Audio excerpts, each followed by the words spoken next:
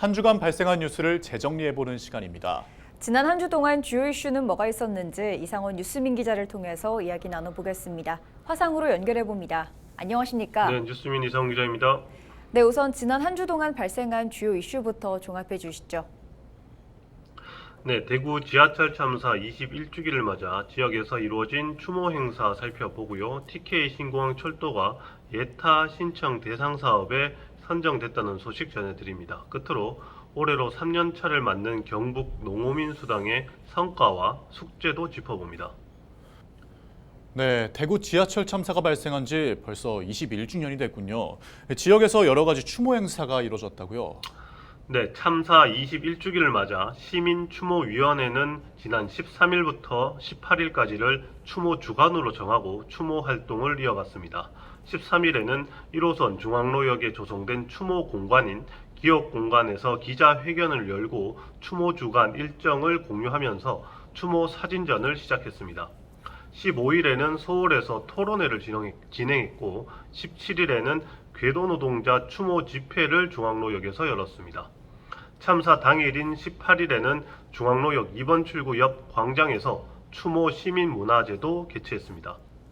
참사 희생자에 대한 시민성금으로 만들어진 2.18 안전문화재단도 같은 기관을 시민안전주간으로 정하고 중앙로역에 헌화대를 운영했습니다. 18일 참사 발생 시각인 오전 9시 53분에 맞춰선 시민안전 테마파크에서 추모식도 개최했습니다.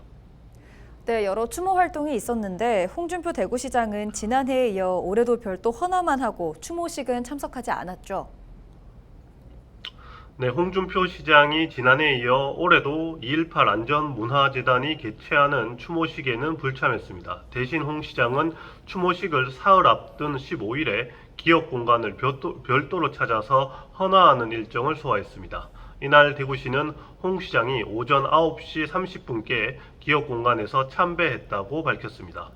시장 취임 후 첫 추모 주간을 맞은 지난해 2월에도 홍 시장은 참사 추모 행사가 순수하지 못하다면서 문제 제기를 한 후 별도 헌화만 진행한 바 있습니다.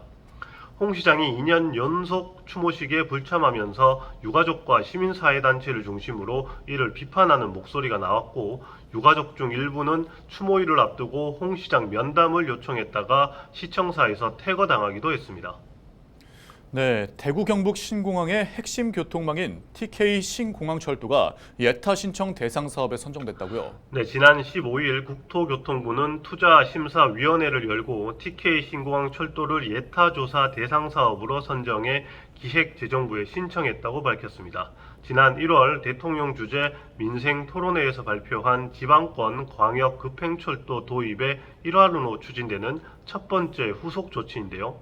오는 4월 기재부 예타 대상 사업으로 확정되면 철도 건설을 위한 필수 과정인 예타 절차가 시작될 예정입니다. TK 신공항 철도는 대구에서 TK 신공항을 거쳐 의성까지 64.6km 복선 철도를 건설하는 사업입니다.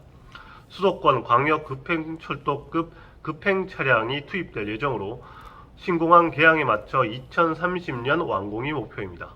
개통하게 되면 대구에서 의성까지 40분이면 이동할 수 있게 될 전망입니다. 네, 경북 농어민 수당이 올해로 3년째 지급되는데 그 성과와 숙제를 짚는 연구 결과가 나왔다고요? 네, 지난 14일 경북연구원이 내놓은 경북 농어민 수당 2년의 성과와 과제에 따르면 2020년 공익형 직불제 도입, 2022년 경북 농어민 수당 도입 등 농가 소득 직접 지원 제도가 농가 감소 완화에 긍정적인 영향을 미쳤다고 평가했습니다. 실제로 2021년엔 지역 농가가 소폭 증가하는 모습도 보였고 2022년엔 감소세가 다소 완화되는 모습도 확인됐습니다.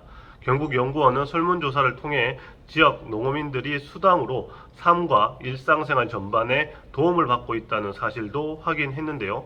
다만 농어민 수당이 농어민의 공익적 기능에 대한 보상적 성격이 있는 만큼 관련 인식이 확산될 수 있도록 홍보가 필요하다는 과제가 제시됐습니다.